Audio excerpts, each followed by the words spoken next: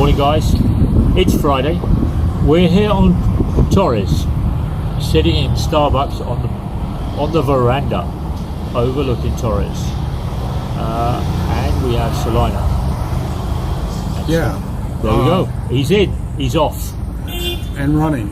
I want to briefly, since I started this once before, R.I.P. Sean Connery. Yeah. And I know it was a few days ago that he passed away, and he was old, 91. And I understand he had dementia pretty bad. But the man's a legend. The original Dr. No. The original 007. 007. Yeah. I mean, that alone makes him a legend. I know. He defined the spy. Well, I don't think anybody followed after him, did they? Lazenby. Well, you had other 007s, right? You had Roger Moore, and Timothy Dalton, Pierce Brosnan, and now you got Daniel Craig, right? Yeah. I actually like Daniel Craig, but nobody compares to Sean Connery. No.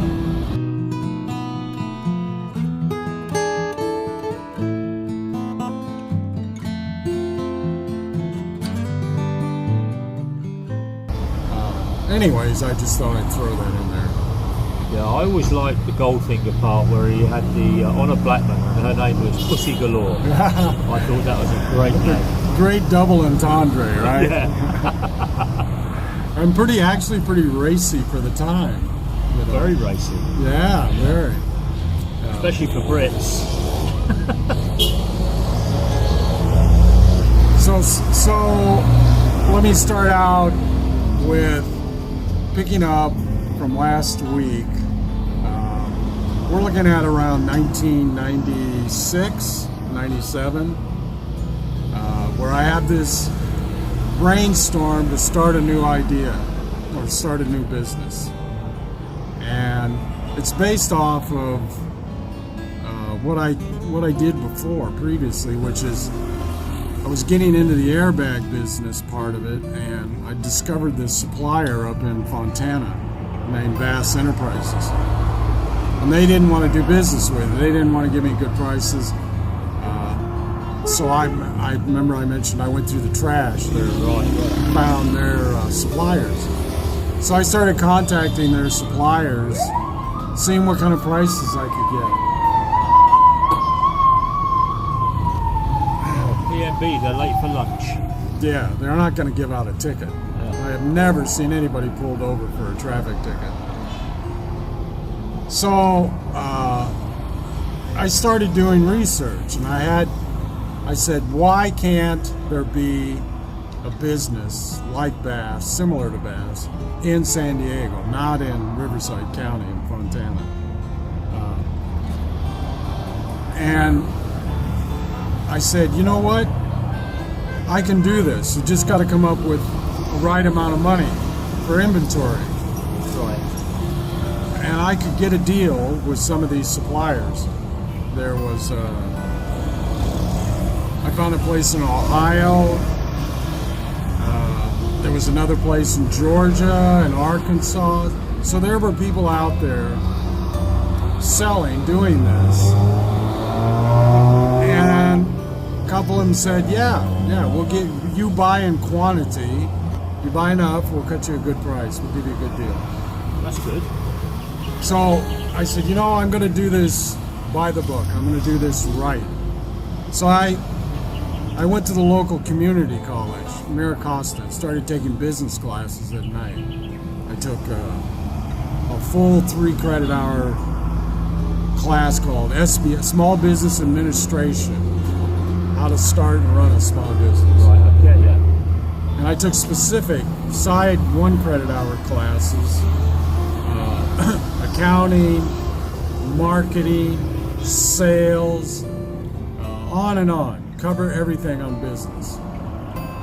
And in the end, after taking these classes, I could draw up, write out an actual business plan by the book. Because my intention was to go to the bank Okay, yeah. I was going to throw this down in front of a loan officer and say, I want to start a business. This is my plan. This is my plan, right down to I've got every I dotted and T crossed. Okay. So you've looked at everything. I've covered all the bases, I think, right? Well, banks, as you and I talked about in a previous episode, banks aren't in the business of making loans, they're in the business of making money. Yeah.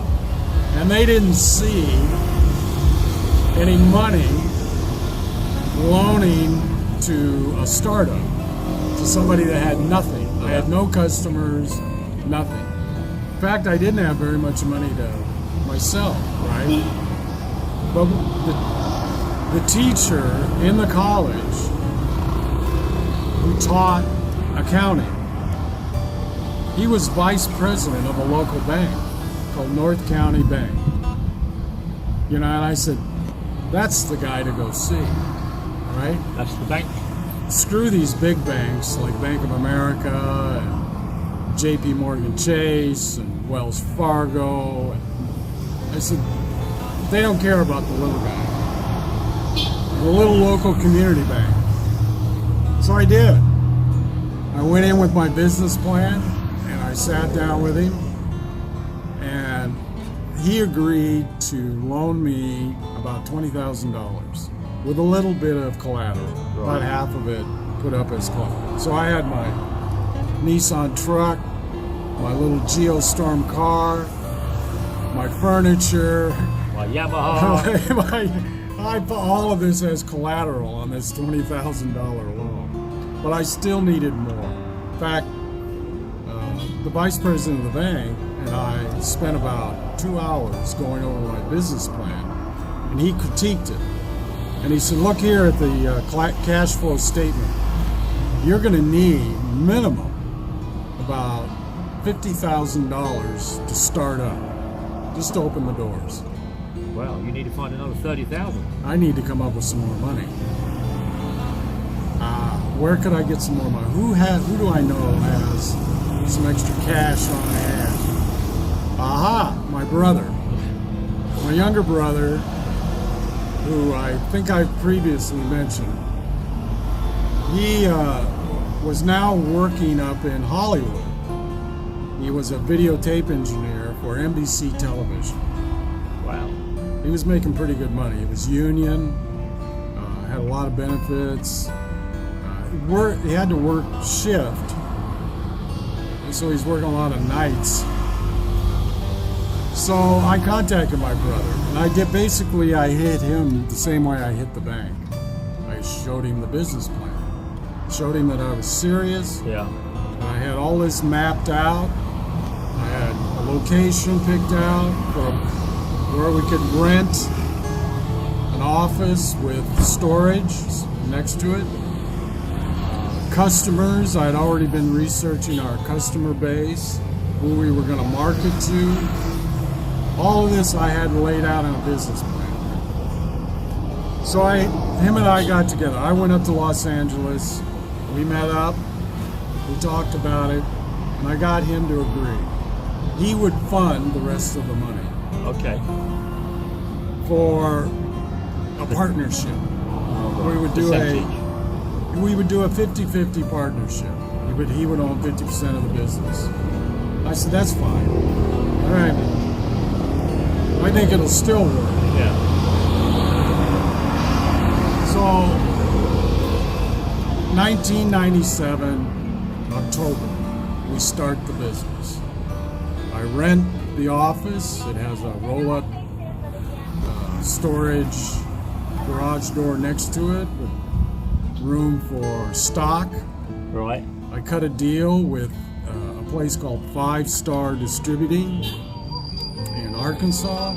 We end up ordering initially around $30-some thousand worth of airbags. Now these are all used airbags. They're getting them from wrecking yards, from other people selling them. I'd also done some research on insurance companies. I thought if we could convince American insurance companies to buy our product, buy it used, rather than pay the high prices at the car dealers, the OEMs. Right. Boy, could they save money. And I was on the phone. I mean, I contacted all 4 of the known suppliers, manufacturers of OEM airbags. Breed Technologies, TRW Safety Systems, Autoleave, and Takata. Okay. Takata was based in Japan, but they had a U.S. factory.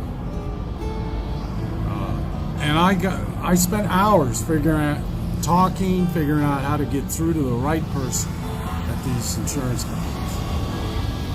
And I talked to them, got to know them, couldn't convince them. I briefly had Autoleave on board. They were considering doing it. But it's all comes back to liability. Right. They don't want any possibility of being liable for a defective airbag that might kill somebody, something like that. But these were like reconditioned airbags. Well, you know what? I asked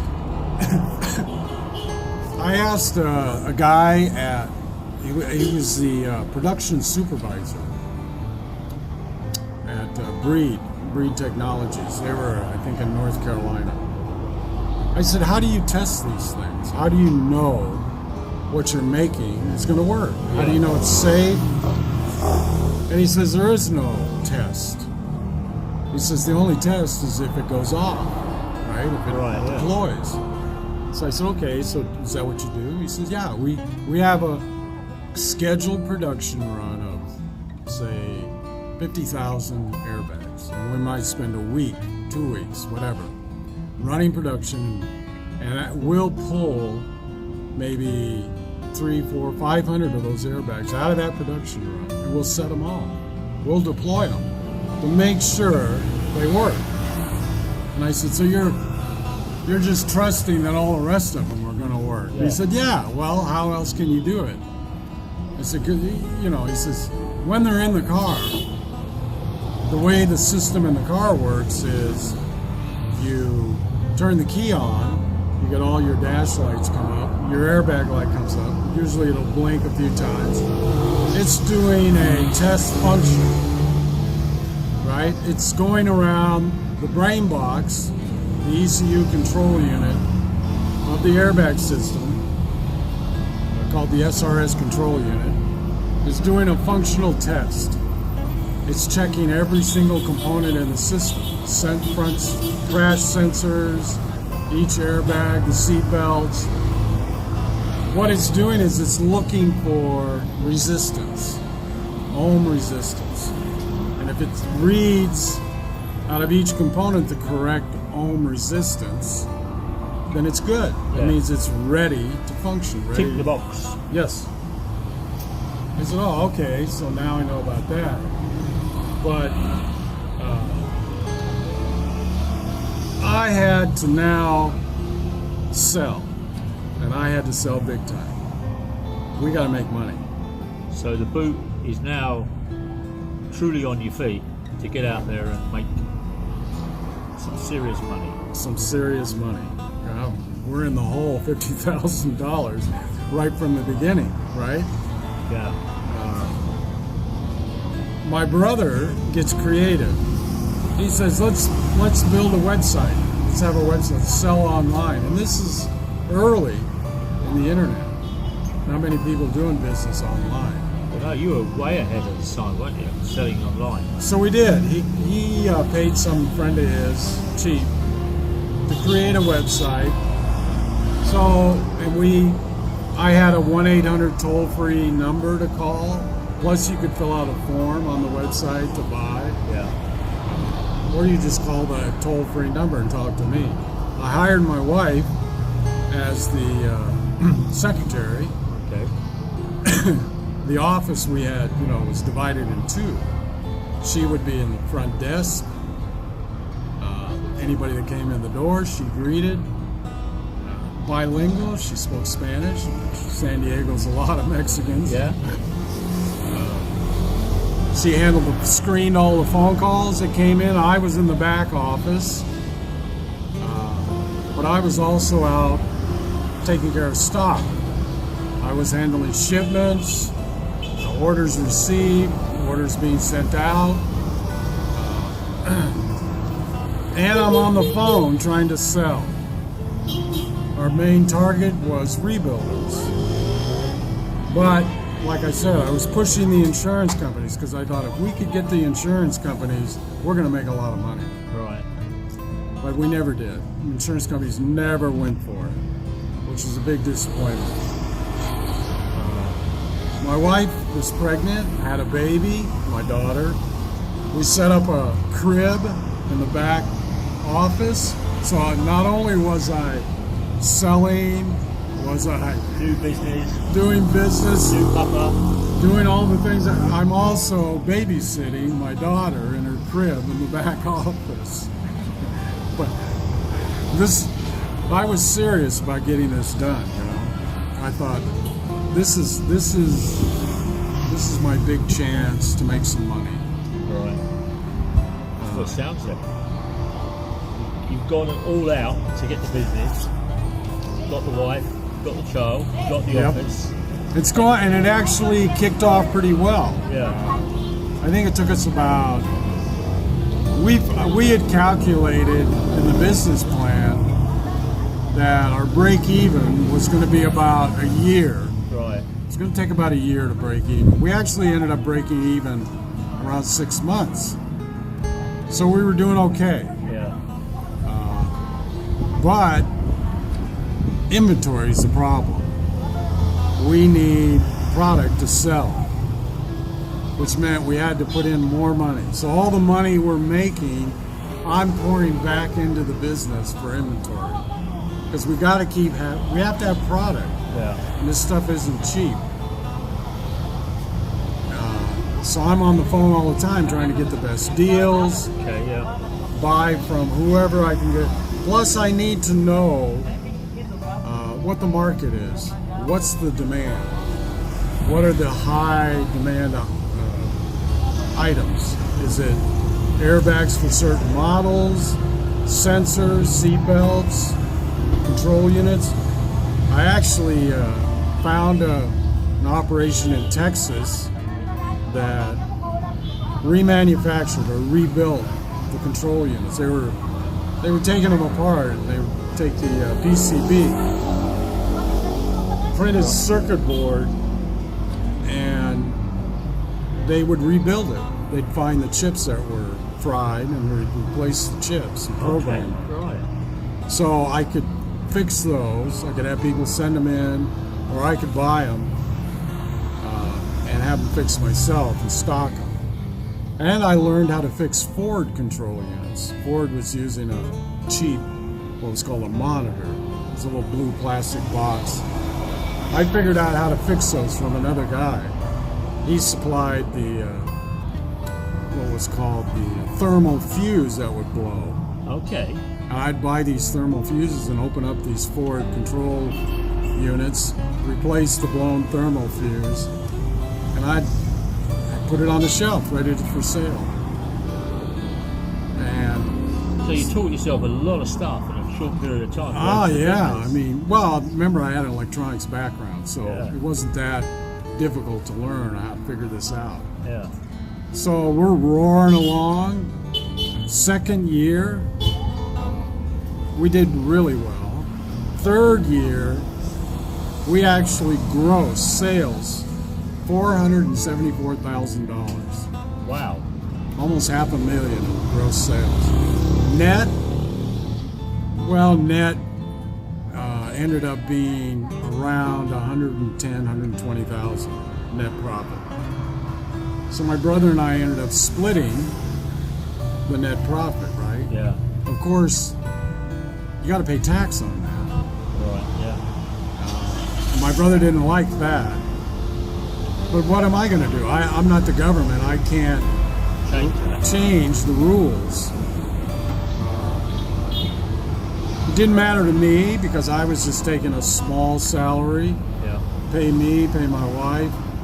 Who my wife demanded, she's only working, maybe 3 days a week for 4 hours a day. She wanted, top pay. Yeah. But I couldn't even get her to learn how to do the accounting on the computer. We were trying to use QuickBooks. My brother had bought the software, Quicken. Right. Yeah. And you can learn accounting. It's an accounting program.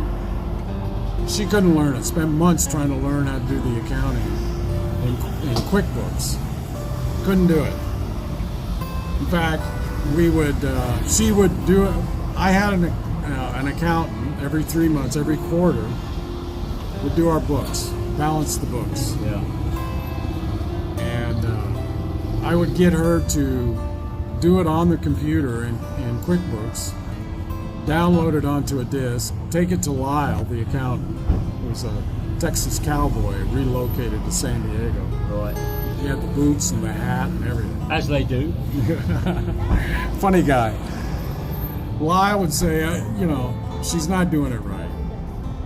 And in the meantime, I was backing it up by doing it by hand myself. Not only was I doing all these other jobs, now I'm doing the accounting, the bookkeeping, in a book. Yeah. You can go to these office supply stores and you can buy an accounting book, right? Well, you had those because you had those part of your yeah. car stock. And it's not that hard to do. It's basically debits and liabilities, credits and debits. Cash in, cash out. Yeah. What's sales down this column. What you've spent down this column. Add all of that. It's just supposed to balance at the end of the month. So I'm doing that myself. I would take it to Lyle every quarter, every 3 months, and I'd say balance the books. End of the year, do a yearly balance. Right. File taxes. And Lyle said, you have to incorporate. You've got to become a corporation. You're spending way too much in taxes.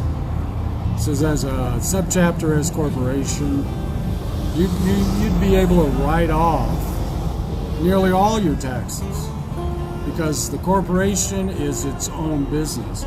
You and your brother would be employees. Right. So you guys would save big time on taxes. The corporation would pay the tax, not you. Yeah. And it would pay out of the profits, which are reinvested into the corporation. Sounded great to me. So we did it. We incorporated the third year. My brother didn't like that either. Oh. He was becoming a real sourpuss. He didn't like having to drive from LA to San Diego, which is about 100 miles. Right. In I-5 freeway traffic. But you could do it on a weekend, right? And it wasn't too bad. Yeah. It got to the point where we needed more money. I went back to the bank. The bank said no because we still had a loan that I was paying on. I managed to get a credit card with a line of credit for about, I think it was about $10,000, $15,000. When my brother found out I'd done it without telling him, he blew a gasket. Oh, right. So apart from him getting a bit pissed about the other things you were doing in business, he was working in Hollywood, 100 miles away, and you're playing your guts out. He's still working in Hollywood, chasing wannabe actresses. Yeah. He's driving a Nissan 300ZX sports car. That helps him with the girls, right? Okay, yeah. And then as soon as the girl finds out he works in Hollywood, he works at NBC Studios. Right. Ooh, can you give me a job? Yeah. Can you give me, he worked on the Johnny Carson Tonight Show. Okay. Remember that? Yeah. And went to Jay Leno after Johnny Carson. He worked on that too. He was in the master control room recording the audio and the video on tape. So it was a high pressure job. You can't make a mistake when you're doing that. No. No.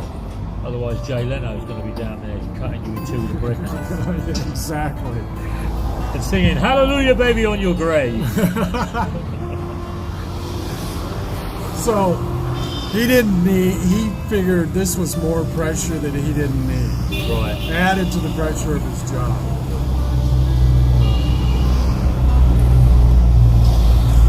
So he wanted out. He wanted out of the business. Right. And I said, you know what? Come look at the books. Come look at the books. You and me and Lyle, the accountant, we're going to sit down. We're going to lay everything out. I'm not being underhanded. I'm not trying to hide anything. Come and look at the books. You've got to stay in the business. Yeah. No, he wouldn't do it. He said, I want out. Buy me out. So eventually I had to agree. And Lyle, the accountant, drew up a buyout agreement. I had to buy his shares in the corporation. Okay. Turned it out, I don't know, it's roughly around $25,000. Well, I didn't have that in cash, so I had to draw up a payment plan to pay him off over the next 2 or 3 years. He didn't like that. He didn't like that. Look, So, he's a bar humbug, isn't he? So anyways, he's out. And then now it's all me. And now it's 2000, the year 2000, late 2000. And early in 2001, the dot-com crash. Right. The stock market goes into free fall, all because of the internet and all these companies that were on the internet, not making any money, but they were selling their shares, stock shares, for big money and making money that way. But they weren't making any profit selling product. We were, but nobody was buying our shares, right? We weren't listed on the New York Stock Exchange. Right. So anyways, the recession hits and business just goes right in the toilet. Nobody's buying.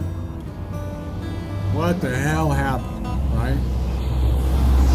So I'm struggling trying to sell, and it's getting worse and worse. And I'm contacted by one of our customers, a guy that had found us on the internet. He was based in Silicon Valley, San Francisco. Right. Yeah. And he contacted me, and we'd become friends on the phone. A guy named Bob. So I told him one day, I said, I'm going to have to close the business. We're just not making it. We're going to go under. He says, come work for me. I said, really? He goes, yeah, I'll offer you a job. I'll pay your way. You can move up here. You can be supervisor.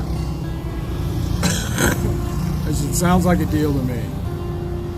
So, 2002, roughly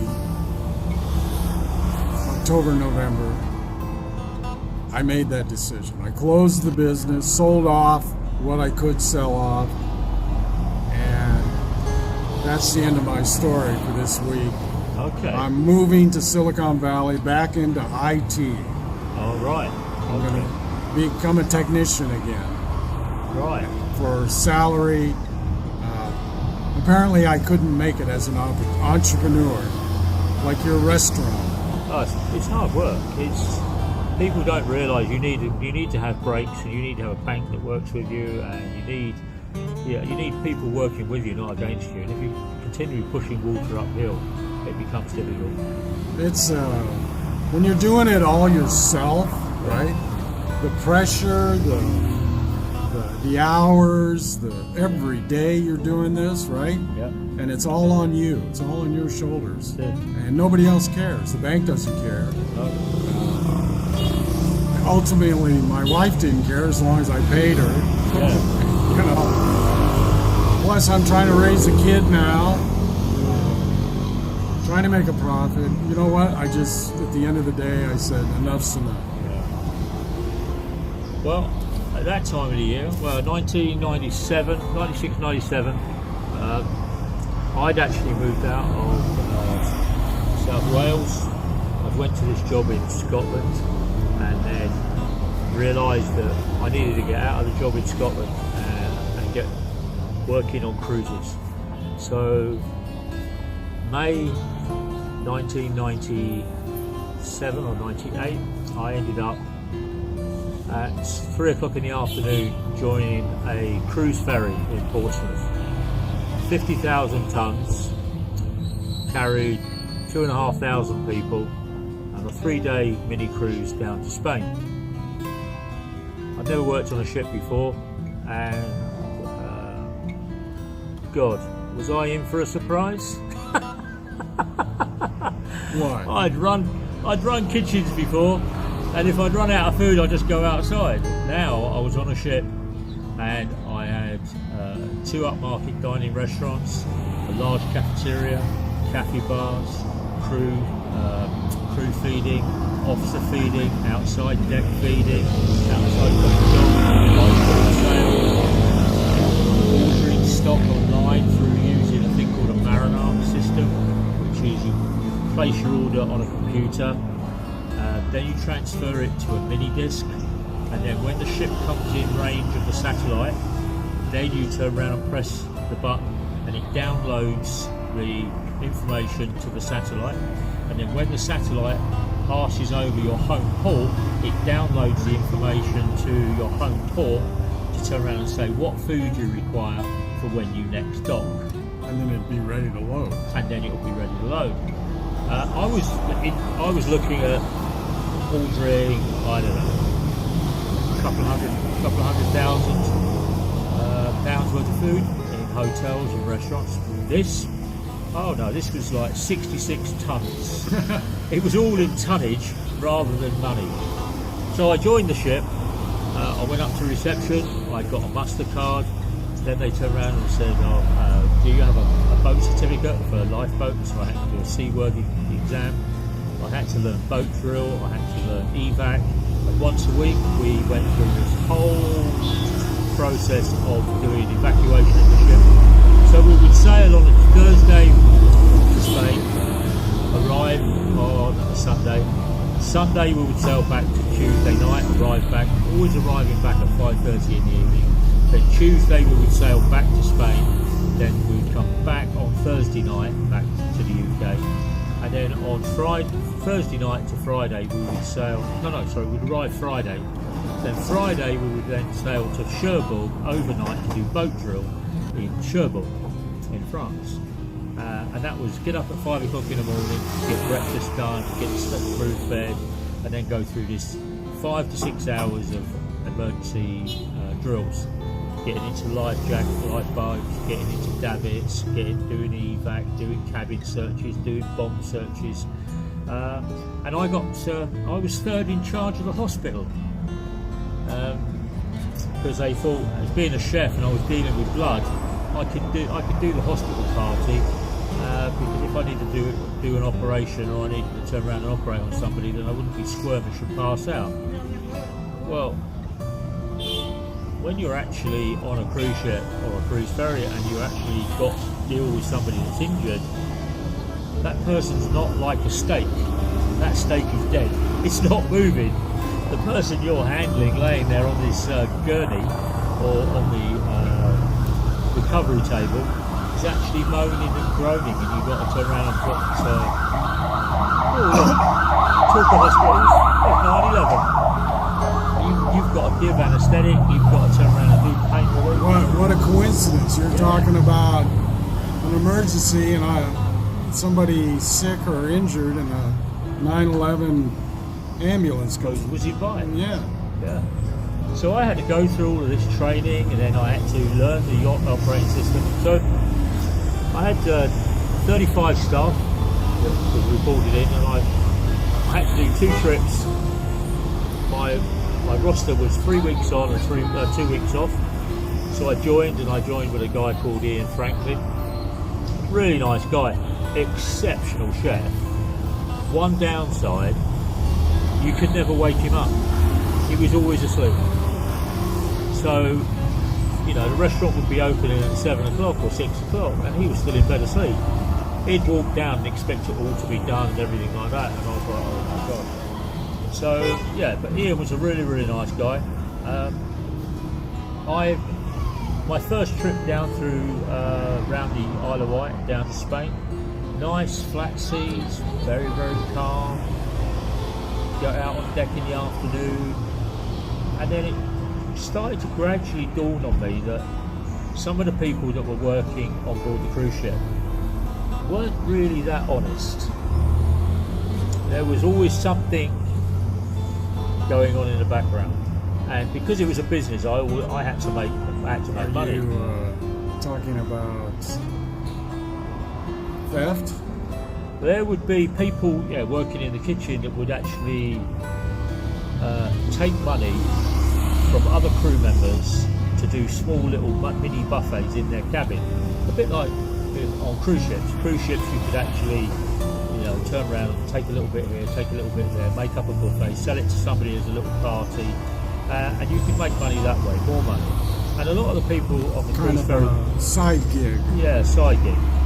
And a lot of people were doing this, and the ship was a dry ship. There was no alcohol and no drugs, and that had been enforced from 1988 when a ferry rolled over in Zeebrugge.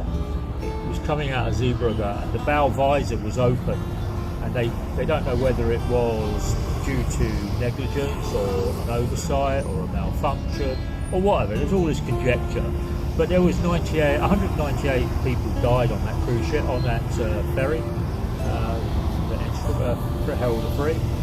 Some people were working on the ship I was on, were actually on that ship, and they were on the other watch. They obviously survived. Yeah, and that was it. And it became quite difficult. There was a guy called Peter Gunn. I always remember Peter Gunn, God bless his soul. And he was actually on watch, should have been on watch, but he swapped with his friend so he could go to a wedding, and the ship went over, and he survived, but his friend didn't. So Peter Gunn had to deal with that. Peter was a really, really nice guy, old school gentleman, and that's what I could call it. But there were all these things that I had to turn around and master and get under my belt. And I didn't do that very well in the first 6 to 8 months, because you believe people at face value that they're what they're telling you. But behind closed doors, they had a different agenda. They were out to make a buck for themselves. So over my bosses in Portsmouth, I remember I did my third trip and I came back and I went home, and the guys on the Pride of Bilbao don't realise this, but I got a knock on my door on my home, and there was a guy standing there in a black motorcycle outfit, and he turned around and said, "I've been told to give you this by a guy called John Dalton." So I opened up his letter, and in it turned around and said, "Get back to the effing office." So I got off the ship on a Thursday. This is a threat. Yeah. So I had to travel 300 miles back to the office to see John Lawton on a Saturday morning. Now, John Lawton never worked Saturday morning unless it was an issue. So I travelled up on a Saturday, and there was me, there was the team from Bilbao, the kitchen from the Bilbao, and we were sat in this office, and it was open heart surgery because the profit and loss had collapsed on the ship. So they went through all of these areas that were going on the cruise ship, on the ship. So my watch, or the period I was on for 3 weeks, was getting about 66, 67, 68, 66, 67, 68 on the gross profit over a 3-week period. And I always did my stock count with a guy called Phil Stedman, who used to be a chef, but I moved him into stores because he was an absolute wizard on finances. And then I had another guy called David Griffin, who came from the army, and he was honest as onions. He would not break the rules at all. And then I had a guy called, my boss on the ship was a guy called, I've forgotten his name now. I think it was either Penny, the F&B manager. And on the other side was the team that had just done the stock count, and the stock was registering at 41%. So they'd gone from 60 to 41. And they wanted to know what I was doing against what was happening. And this was catastrophic because it meant all the profit I'd been making had all gone. Because the GP that was being made by this chef, and it was a different chef, wasn't actually happening. So I got moved across to that watch. So I had to move. So I had to rejoin the ship, and the head chef that was there was then moved onto my watch. So is this a demotion or promotion? Or? This is just the same level, so but moving sideways. Sort this watch out and get it back to making 66, 67, 68% GP. Okay. So I turned up, and there was a couple of guys on the ship that were dodgy, and I mean dodgy. They'd been moved into areas of responsibility, but they weren't capable, because what they were looking at was they were looking at the best food that they could produce for the customer, and not about a profit, and not about a bottom line. So they'd do a dish, and if it wasn't right, they'd throw it in the bin. So the wastage and the usage of food was mad. So yeah, it was it was uncontrollable. So what I did was I turned around and said, right, you're in the cold galley, you're in the hot galley, this is your budget, you need to work to this budget. You can't work to this budget, you'll be demoted. Within 1 week I demoted both of them down, and they lost their rank, and I brought in 2 other chefs that brought back. Anyway, my bosses wanted to know what I was doing, so America Lucci and John Lawton and Jenny Viner, and I explained. And these guys then turned around and started doing disciplinary action against me. And I turned around and I went to the disciplinary, I went through it all, and the disciplinary turned around and said, you're at fault, you're demoted again. So these guys went from being second chefs down to chef de parties, down to just being an ordinary cook. So they'd gone from making a lot of money to making no money. And then one night I got a phone call from my cabin saying, you need to go down to the kitchen, down to the galley. So I went down to the galley, and I called the purser, and I called the food and beverage manager. We went downstairs, and these 2 guys had had too much to drink. Remember, it's a dry ship. And they were actually making a buffet. They'd opened up the fridges, and they were making food for a party that was going on the aft deck. There was like 200 steaks, there was all of this food being cooked, and they were caught bang to rights. And when we got to Spain, and you're not supposed to do this, I landed them, and they turned around and they said, we can't land them in Spain. I said, why not? I said, you and you go down the gangway, take your possessions, you're off the ship. I said, you're thieves. I said, either that or you go to the brig, you go to prison on the ship to get back to back to Portsmouth. And so on the way back, after these guys got a flight home, I turned around and I got back to Portsmouth, and we went through the investigation. They were dismissed from the company for stealing. And then the GP came back up to 61, 62, and I got told by John Lawton and by America Lucci, we're going to keep moving your roster, your rota, backwards and forwards, so that you're covering both the watches to turn around and keep an eye on GPs and what the cost is until it's stabilised. So over the next 2 years, I would do 6 months on watch A, then I'd move to watch B, then I'd move to watch C, because there was 5 watches on the ship. And it was about taking, so I was on the ship for 11 years I was on the Bilbao. All the other head chefs were being rotated around, but because I was consistently making the GP and I was making the profit, I kept being moved, and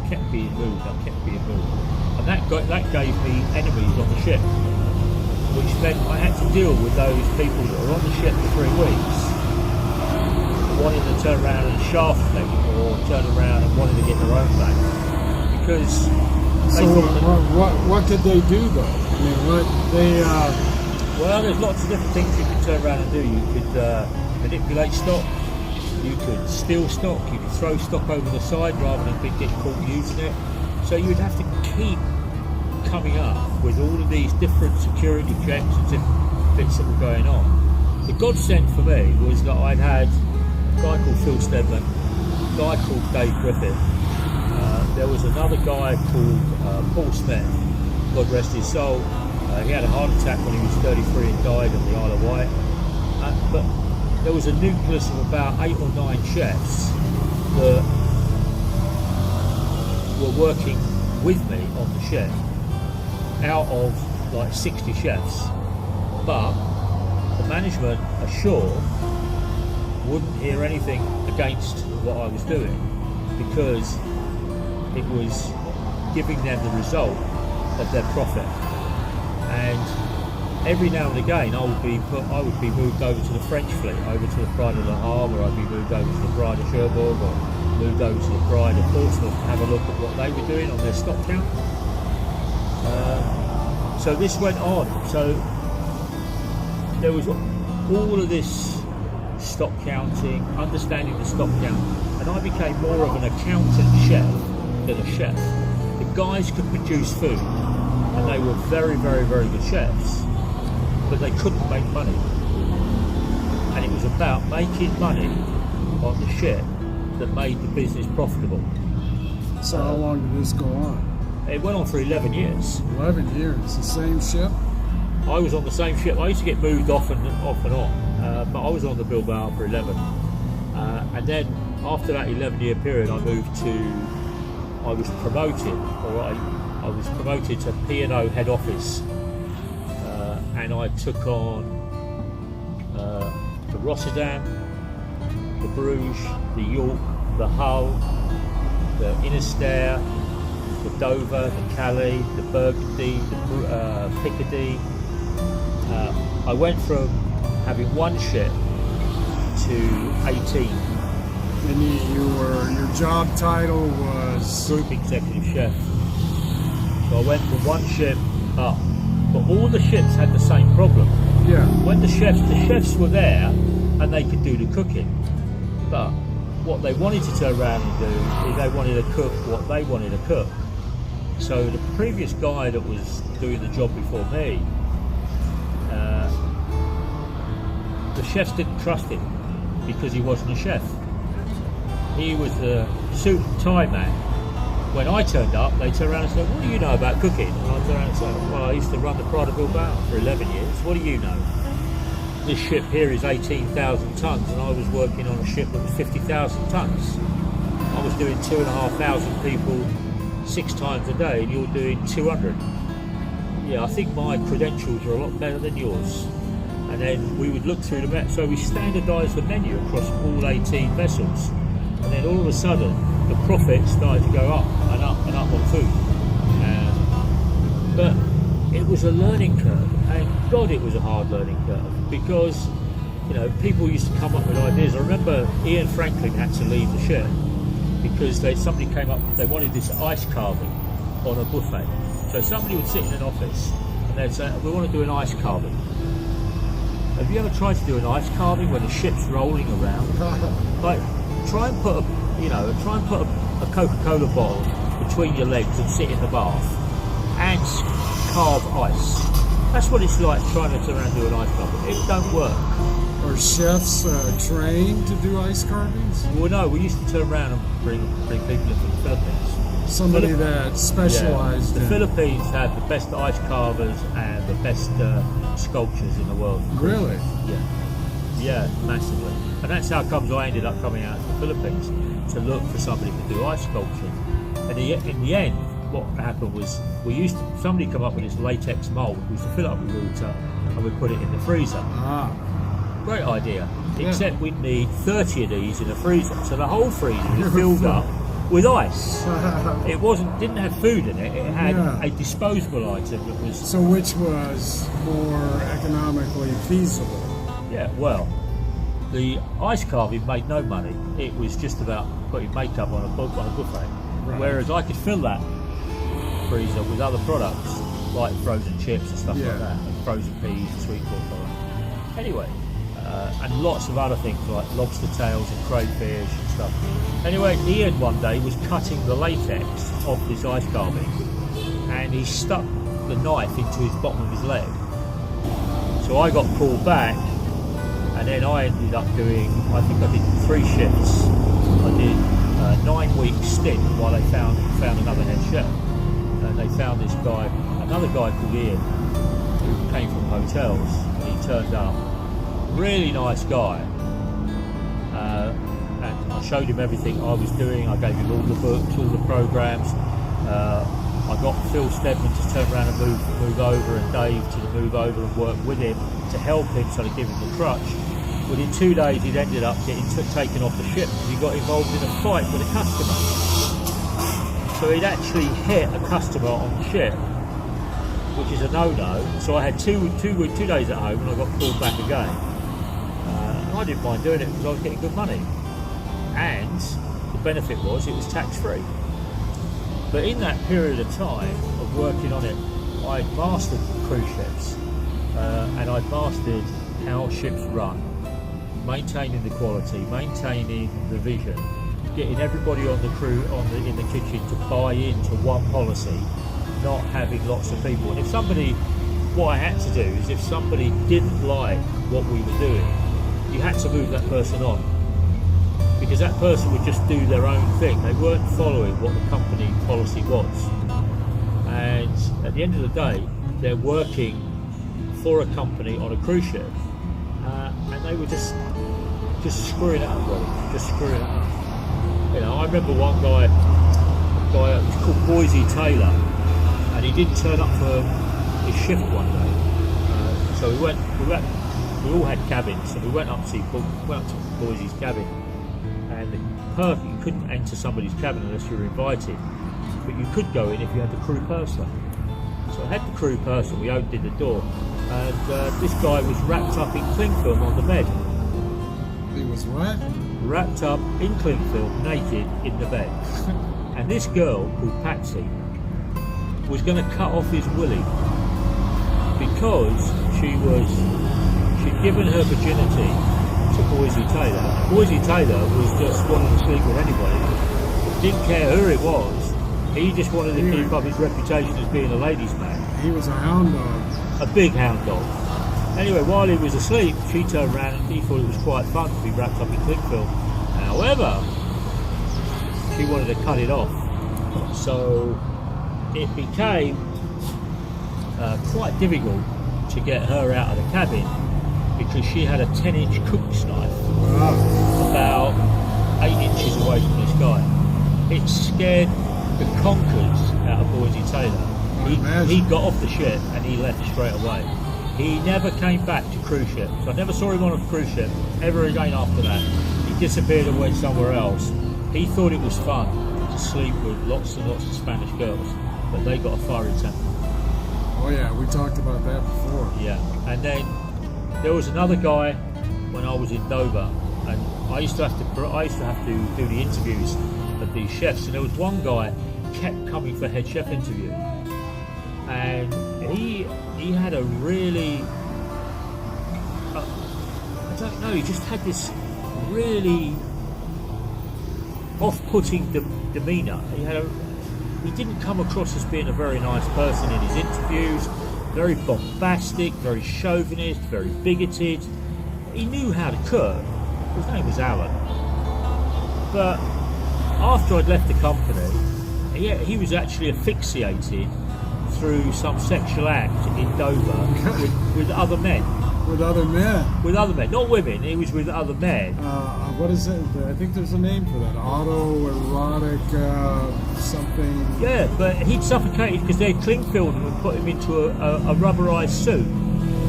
So he'd been cling filmed, put in a rubberized suit, and he asphyxiated, and he was dead on the couch when they woke up in the morning after they'd had like their drug-fueled party. And they called the police came round and they confirmed that there wasn't enough oxygen in this airtight bag with the cling film around his body for him to live more than 20 minutes. So this is just me being a bit flippant, him writhing around, bouncing around on the sofa was not about he was enjoying it, it was about he was suffocating. that was another guy.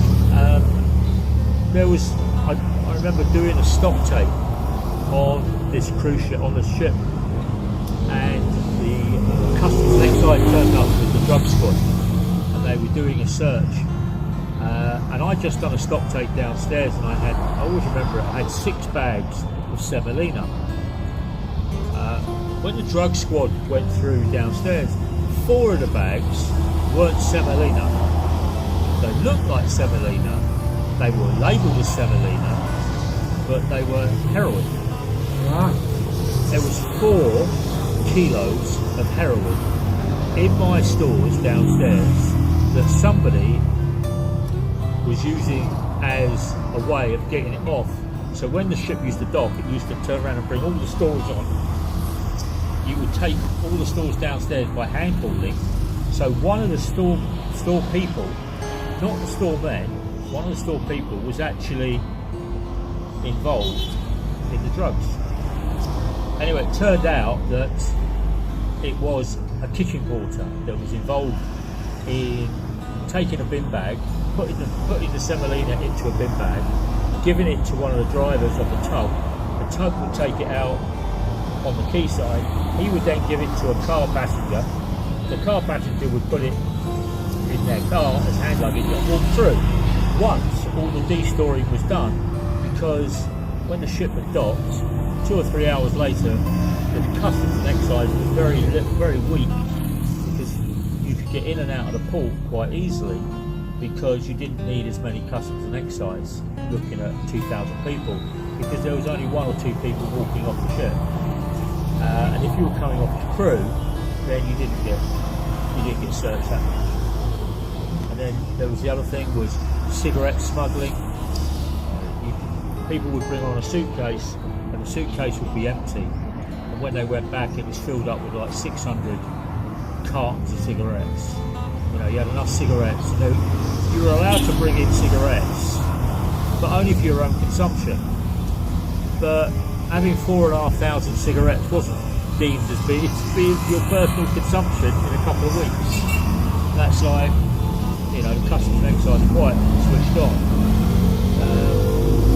There was a time when there was a shipment of Chablis on the cruise ship, on the ship, put on the car deck, but nobody had secured it, and it went out to sea. We had to turn around and come back in because this trailer had rolled over with like 140,000 bottles of Chablis on it, and they'd all broken on the car deck, crushed 2 or 3 cars, and the Chablis was everywhere. All this wine was all on the car deck. They just had to hose it down and get rid of it. So that was my time within cruise ferries.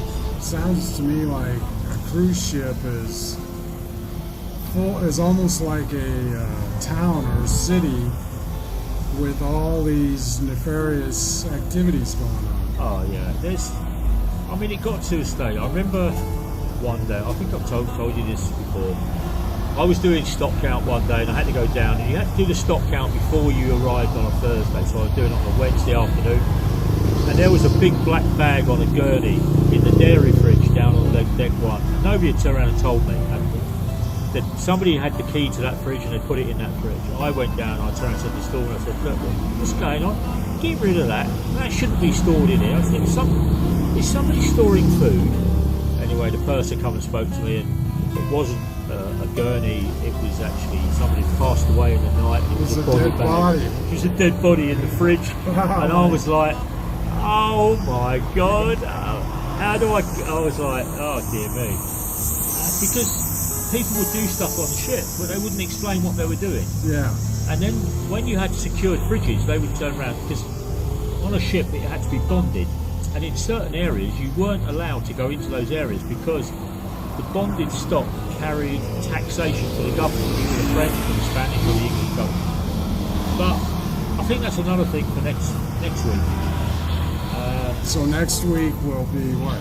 Part 2 of Part 2 about me moving. cruise tales on the high seas. It'll be about me moving up to Dover, but from Torres and Starbucks on a Friday, under our skid with Selina and Gary.